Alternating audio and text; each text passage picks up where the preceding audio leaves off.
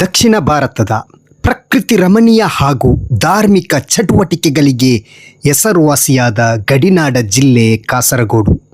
ಕೇರಳ ರಾಜ್ಯದ ವ್ಯಾಪ್ತಿಯಲ್ಲಿ ಬರುವ ಈ ಕಾಸರಗೋಡು ಜಿಲ್ಲೆಯಲ್ಲಿ ಇಂದಿಗೂ ಕನ್ನಡ ಮಾತ್ರ ಜೀವಂತವಾಗಿಯೇ ಇಲ್ಲಿಯ ಜನರ ಮನಸ್ಸುಗಳಲ್ಲಿ ಶಾಶ್ವತವಾಗಿ ನೆಲೆ ನಿಂತಿದೆ.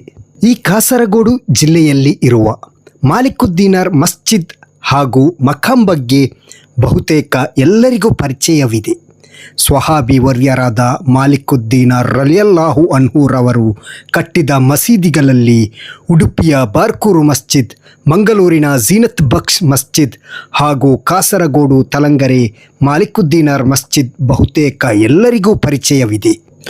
ಆದರೆ ಕಾಸರಗೋಡು ಜಿಲ್ಲೆಯಲ್ಲಿಯೇ ಧರ್ಮ ಪ್ರಚಾರಕ್ಕಾಗಿ ಮದೀನದಿಂದ ಮಾಲಿಕುದ್ದೀನಾರ್ ರಲಿಯಲ್ಲಾಹು ಅನ್ಹುರವರ ಜೊತೆ ಬಂದ 7 ಸ್ವಹಾಬಿಗಳು ಅಂತ್ಯವಿಶ್ರಮಗೊಳ್ಳುತ್ತಿರುವ ಪ್ರಸಿದ್ಧ ಸ್ಥಳವೊಂದರ ಪರಿಚಯವನ್ನು ಇವತ್ತಿನ ವಿಡಿಯೋದಲ್ಲಿ ವೀಕ್ಷಿಸೋಣ ಬನ್ನಿ.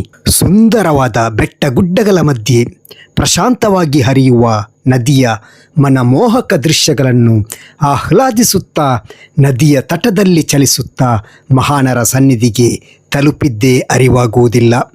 ಧಾರ್ಮಿಕತೆಯ ಪ್ರಭೆಯನ್ನು ಪಸರಿಸಿ ಶಾಶ್ವತವಾಗಿ ಚಿರನಿದ್ರೆ ಮಾಡುತ್ತಿರುವ ಇಚ್ಲಂಗೋಡಿನ ಪುಣ್ಯ ಮಣ್ಣಿಗೆ ತಲುಪಿದಾಗ ಅದೇನೋ ಸ್ವಾರ್ಥಕತೆಯ ಅನುಭವ.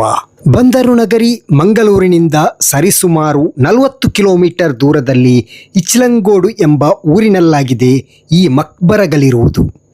ಮಂಗಳೂರಿನಿಂದ ಕಾಸರಗೋಡಿಗೆ ಬರುವಾಗ ರಾಷ್ಟ್ರೀಯ ಹೆದ್ದಾರಿ 66ರ ಬಂದ್ಯೋಡು ಎಂಬಲ್ಲಿ ಎಡಕ್ಕೆ ಚಲಿಸಿದರೆ 4-5 ಕಿಲೋಮೀಟರ್ ಒಳಗಡೆ ಇಲ್ಲಿಗೆ ತಲುಪಬಹುದು. ಸ್ವಹಾಬಿ ವರ್ಯರಾದ ಹಜರತ್ ರಾಫಿಹ್ ಬಿನ್ ಹಬೀಬ್ ಮಾಲಿಕುದ್ದೀನಾರ್ ರಲಿಯಲ್ಲಾಹು ಅನ್ಹು ಹಾಗೂ 6 ಸ್ವಹಾಬಿಗಳ ಪುಣ್ಯ ಮಕ್ಬರವಾಗಿದೆ ಇಲ್ಲಿರುವುದು. ವೀಕ್ಷಕರೇ, ಮಹಾತ್ಮರ ಮಕ್ಬರಗಳ ಪರಿಚಯದ ಸಣ್ಣ ಪ್ರಯತ್ನವಾಗಿದೆ ಇದು. ನಿಮಗೆ ಇಷ್ಟ ಆದರೆ ಲೈಕ್ ಮಾಡಿ, ಶೇರ್ ಮಾಡಿ. ಸಬ್ಸ್ಕ್ರೈಬ್ ಆಗದೆ ನೋಡ್ತಾ ಇರುವವರು ಸಬ್ಸ್ಕ್ರೈಬ್ ಮಾಡಿ ಸಹಕರಿಸಿ. ಹೈಪ್ ಮಾಡಿ, ನಿಮ್ಮ ಬೆಂಬಲ ನಮಗೆ ನೀಡಲು ಮರೆಯದಿರಿ. ಹಿಜರ 37ರಲ್ಲಿ ಈ ಮಹಾತ್ಮರುಗಳು ಇಲ್ಲಿಗೆ ಆಗಮಿಸಿ ಧರ್ಮ ಪ್ರಚಾರವನ್ನು ನಡೆಸಿದ್ದಾರೆ ಎನ್ನುವುದು ಇತಿಹಾಸದ ಮೂಲಗಳು ಖಚಿತಪಡಿಸುತ್ತದೆ. ಇಲ್ಲಿರುವ ಮಸೀದಿ 1400 ವರ್ಷಗಳ ಹಳೆಯ ಇತಿಹಾಸವನ್ನು ಹೊಂದಿದೆ.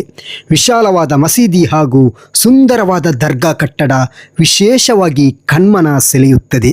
ಈಗ ಆಧುನೀಕರಣಗೊಂಡಿದ್ದರೂ ಹಳೆಯ ಕುರುಹುಗಳು ಇಂದಿಗೂ ಇಲ್ಲಿದೆ.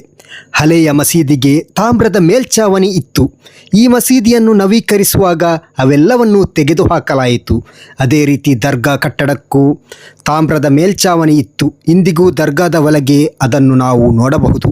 ಪ್ರವಾದಿ ಸಲ್ಲಲ್ಲಾಹು ಅಲೈಹಿ ವಸಲ್ಲಂ ರವರ ಸಲಹೆ ಮೇರೆಗೆ ದಕ್ಷಿಣ ಭಾರತದ ಕಡೆ ಬಂದು ಧರ್ಮ ಪ್ರಚಾರ ನಡೆಸಿದ ರಾಫಿಹ್ ಬಿನ್ ಹಬೀಬ್ ಮಾಲಿಕುದ್ದೀನಾರ್ ರಲಿಯಲ್ಲಾಹು ಅನ್ಹು ಹಾಗೂ 6 ಸ್ವಹಾಬಿಗಳ ಪುಣ್ಯ ಮಕ್ಬರದ ಬಳಿ ಬಂದು ಜಿಯಾರತ್ ಮಾಡುವಾಗ ಅದೇನೋ ಮನಸ್ಸಿಗೆ ವಿಶೇಷ ಅನುಭೂತಿ, ನೆಮ್ಮದಿ ದೊರಕುತ್ತದೆ. ಹಿಜರ 137ರಲ್ಲಿ ಸ್ಥಾಪಿಸಿದ ತಾಮ್ರದ ಗೊಂಡೆ ಇರುವ ಹಗ್ಗ, ಮಲಯಾಳಂನಲ್ಲಿ ನೇಲಕ್ಕಯರ್ ಅಂತ ಕರೆಯಲ್ಪಡುವ ಈ ಪುರಾತನ ವಸ್ತುವನ್ನು ಬಹಳ ಗೌರವಾದರದಿಂದ ಜನರು ನೋಡುತ್ತಾರೆ. ಹಿಂದಿನ ಕಾಲದಲ್ಲಿ ಸತ್ಯ ಪ್ರಮಾಣಗಳಿಗೆ ಈ ಹಗ್ಗವನ್ನು ಹಿಡಿದುಕೊಂಡು ಇತ್ಯರ್ಥ ಮಾಡಬೇಕಿತ್ತು. ಮಹಾತ್ಮರ ಮಕ್ಬರದ ಮುಂದೆ ನ್ಯಾಯ ತೀರ್ಮಾನಗಳು ನಡೆಯುತ್ತಿತ್ತು ಎಂದು ಹೇಳಲಾಗುತ್ತೆ. ಸುಂದರವಾದ, ಅಷ್ಟೇ ಅಬ್ಬರವಾಗಿ ಕಾಣುವ ಮಸೀದಿ, ವಿಶಿಷ್ಟ ಶೈಲಿಯಲ್ಲಿ ನಿರ್ಮಾಣ ಮಾಡಿದ ದರ್ಗಾ ಕಟ್ಟಡ, ಮಸೀದಿಯ ಎದುರುಗಡೆ ಇರುವ ಕೆರೆ ಎಲ್ಲವೂ ಹಳೆಯ ಕಾಲದ ವೈಭವವನ್ನು ಸಾರಿ ಸಾರಿ ಹೇಳುತ್ತಿದೆ. ಪ್ರತಿ 5 ವರ್ಷಕ್ಕೊಮ್ಮೆ ಇಲ್ಲಿ ಉರೂಸ್ ಕಾರ್ಯಕ್ರಮ ಕೂಡ ವಿಜೃಂಭಣೆಯಿಂದ ಜರುಗುತ್ತದೆ.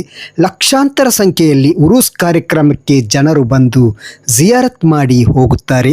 ಸರ್ವಶಕ್ತನಾದ ಅಲ್ಲಾಹು ಹಜರತ್ ರಾಫಿಹ್ ಬಿನ್ ಹಬೀಬ್ ಮಾಲಿಕುದ್ದೀನಾರ್ ರಲಿಯಲ್ಲಾಹು ಅನ್ಹು ಹಾಗೂ ಎಲ್ಲ ಮಹಾನರ ಬರ್ಕತ್ತಿನಿಂದ ನಮ್ಮೆಲ್ಲ ರೋಗಗಳನ್ನು ಶಮನಗೊಳಿಸಲಿ, ಇಹಪರ ವಿಜಯ ನೀಡಿ ಅನುಗ್ರಹಿಸಲಿ, ಎಲ್ಲ ಸದುದ್ದೇಶಗಳನ್ನು ಈಡೇರಿಸಲಿ ಎಂದು ಪ್ರಾರ್ಥಿಸುತ್ತಾ ಈ ವಿಡಿಯೋ ಇಲ್ಲಿಗೆ ಮುಕ್ತಾಯಗೊಳಿಸುತ್ತಿದ್ದೇನೆ.